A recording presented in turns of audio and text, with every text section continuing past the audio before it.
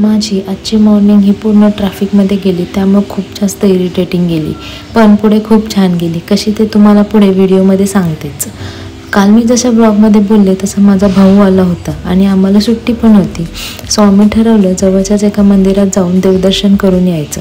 आता जे लोक इथे येऊन गेले त्या लोकांना माहीत असेल मी कुठे आली आहे ते, पण ज्या लोकांना माहीत नाही आहे त्यांच्यासाठी सांगते. मी महागणपतीला आले होते रांजणगावच्या, जो अष्टविनायकापैकी एक मानला जातो. मी लास्ट टाईम पण आले होते ना, आमचं दर्शन पण असं खूप छान झालं होतं आणि गाभाऱ्यात पण आम्हाला बराच वेळ थांबता आलं होतं.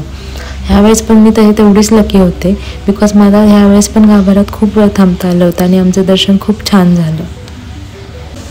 गाभाऱ्यातून दर्शन झाल्यानंतर आम्ही मंदिराच्या बॅक साईडला गेलो, जिथे गणपती येण्याच्या डेकोरेशनची जोरदार तयारी सुरू होती, जिथे फुलांच्या छान माळा अंतरल्या होत्या आणि तिथेच ना बाजूला महाप्रसाद सुरू होता. आता मी महाप्रसाद सोडून हे तर शक्य नाही, त्यामुळे ह्या दोघांनाही जबरदस्ती मी तिथे घेऊन गेले आणि महाप्रसाद एन्जॉय केला. आणि महाप्रसाद खरंच खूप छान होता, जो नेहमीच असतो. त्यानंतर आम्ही तिथेच असलेल्या गार्डनमध्ये रेंगाळत बसलो, तिथे छान टाईमपास केला.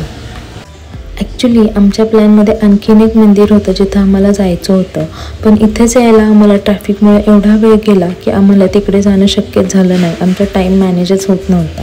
त्यामुळे इथलं दर्शन झाल्यानंतर आम्ही रिटर्न निघालो आणि रिटर्न जाताना पण माय बॅड आम्हाला एवढं ट्रॅफिक लागलं की काही विचारूच नका. त्यामुळे मी पूर्ण ट्रॅफिकमध्ये अशी छान झोप घेतली.